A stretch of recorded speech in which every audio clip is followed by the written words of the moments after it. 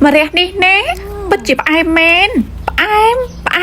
em chỉ đi xưa lục bột này mà đại lục bột này mình bông ôn con chỉ tí sờ lạnh chưa đa rồi thế niên nhung sẽ thao vin nè tham mà rẻ đi em tam bát tới mà rẻ đi hết bông ôn phía mình phải em tê hay có mình là vĩnh đôi mà rẻ đài bông ôn tinh là tam tiếp xả đài mà rẻ đi hết bông ôn ơi cho chùm môi nâng pro hóc trình trăm đã cho môi nâng có sang chơi á có tay mà đong có bàn tay niên nhom lẹขนาด ด้วย tha បេះរត់ថ្ងៃហើយចឹងហើយម្រះនេះនាងខ្ញុំផ្ញើជូនអ្នកភ្នំពេញថ្ងៃនេះនាងខ្ញុំមានមុខម្ហូបមួយដែលមានឈ្មោះថា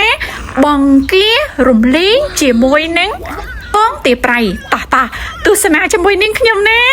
ឥឡូវនេះតោះទស្សនាការចំអិនជាមួយនាងខ្ញុំណាបង្គាស្រស់ចំនួន1គីឡូបងប្អូនបង្គាក្រៀមចំនួន3000រីឯពងប្រៃចំនួន3គ្រាប់ចាំបាច់ណាបងប្អូនមានស្លឹកកថោបនេះខ្ញុំអត់ដឹងថាស្លឹកអីទេសុំទោសផងណាស្លឹកហ្នឹងគេយកស្លមកចូលគ្រឿងណាបងប្អូនណាចាបើសិនជាអត់មានអត់ឈ្ងុយទេបងប្អូនត្រូវតែមានស្លឹកហ្នឹងចំនួន5តងប៉ុន្តែបើសិនជាបងប្អូនអត់មាន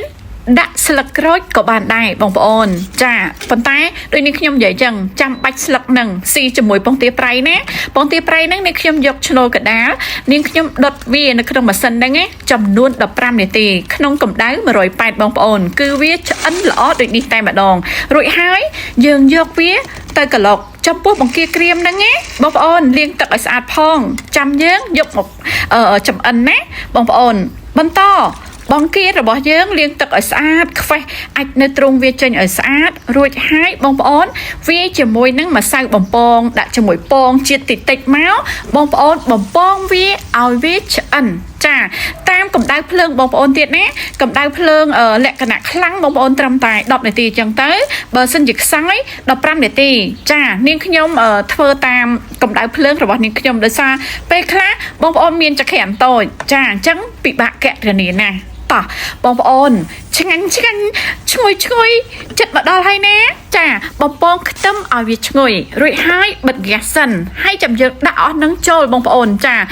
នាងខ្ញុំដាក់គ្រឿងដូចជាម្សៅស៊ុបដូចជាប៊ីចេងដូចជាទឹកឃ្មុំដូចជាប្រេងផ្សិតដូចជាប៊ឺចាហើយនឹងគ្រឿងពងទា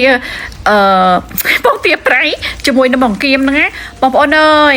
ថាឆ្ងាញ់ធានាបងប្អូនធ្វើលក់តក់នឹងមានភ្ញៀវចូលក៏ប៉ុន្តែកន្លែងនាងខ្ញុំអត់មានលក់ទេណាសម្រាប់នាងខ្ញុំធ្វើជូនលោកប្តីទេលោកប្តីបងប្អូនចូលចិត្តជាក់ក៏ត្រូវលោកប្តីនាងខ្ញុំមិនចូលចិត្តជាក់ក៏រឹតតែត្រូវតោះហូបហើយឃើញទេបងប្អូនដល់វគ្គចុងក្រោយហើយណាជួបគ្នាថ្ងៃស្អែកទៀតហេងទាំងអស់គ្នា